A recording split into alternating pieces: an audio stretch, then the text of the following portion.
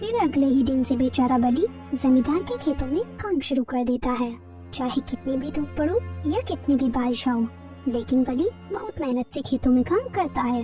वो देखते ही देखते पूरे 5 महीने बीत जाते हैं।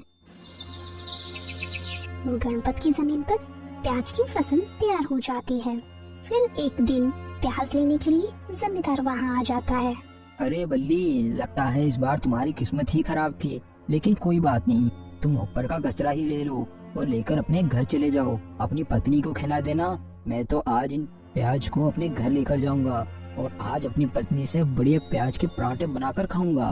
फिर जमींदार प्याज को बोरियों में भरवाकर अपने साथ ले जाता है। फिर ऐसे ही 3 महीने बीत जाते हैं। खबरदार, इस बार अगर आप उस जमींदार से ठग कर आए तो मेरी इस बात को अच्छे से दिमाग में बैठा लेना, वरना मुझसे बुरा कोई नहीं होगा। हाँ हाँ भाग्यवान, इस बार तुम चिंता मत करो, मैं इस बार सारी बातों का ध्यान रखूंगा। चलो अब मैं चलता हूँ, मुझे देरी हो रही है। ऐसा कहकर बली खेतों की ओर निकल जाता है और अपना काम शुरू कर देता है। तभी थोड़ी देर में जमींदार अपने आदमी के साथ वहाँ आ जाता है।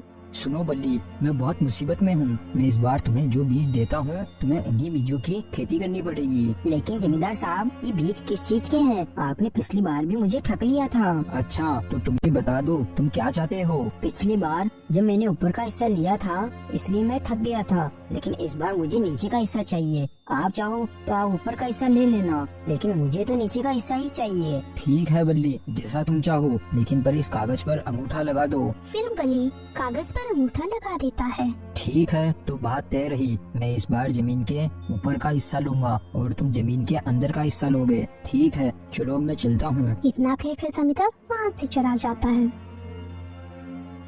फिर शाम होने पर बली बीज की बोरियों को लेकर अपने घर चला जाता है। अरे अरे देखो भाग्यवान, इस बार मैंने कोई गलती नहीं की। इस बार जमीन के ऊपर का हिस्सा जमींदार साहब लेंगे और जमीन के अंदर का हिस्सा मैं लूंगा। हाँ, वो तो सब ठीक है, लेकिन इस बार किस चीज के बीज दिए हैं उन्होंने? देख कर तो आए हो ना। चमेली के इतना बोलते ही बली बोरी में दिखता है। हाय हाय, मैं तो फिर से बर्बाद हो गया। मैं क्या करूं?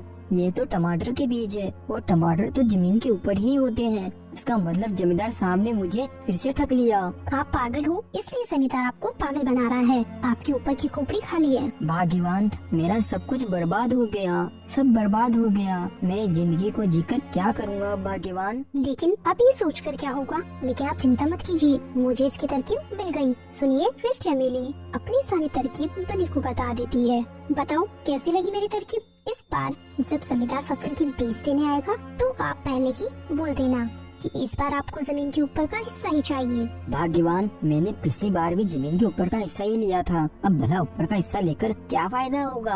अब आप चुप रहो, जैसा मैं बोलती हूँ बस आप वैसा ही करते जाओ। आप जमींदार को बोल देना कि मुझे जमीन के ऊपर का हिस्सा चाहिए। फिर अगले ही दिन से बली जमींदार के खेतों में काम शुरू कर देता है और कुछ ही दिनों में टमाटर की फसल भी तैयार हो जाती है। बली को तय अनुसार जमीन के अंदर का हिस्सा मिलता है और जमींदार को जमीन के ऊपर का हिस्सा। फिर जमींदार सारे टमाटर लेकर वहाँ से चला जाता है। फिर कुछ दिन बीतने के बाद जमींदार बीज लेकर बली के यहाँ आ जाता है। अरे बल्ली, ओ बल्ली, क्या तुम अंदर हो? बाहर आओ। फिर बली बाहर आ जाता है।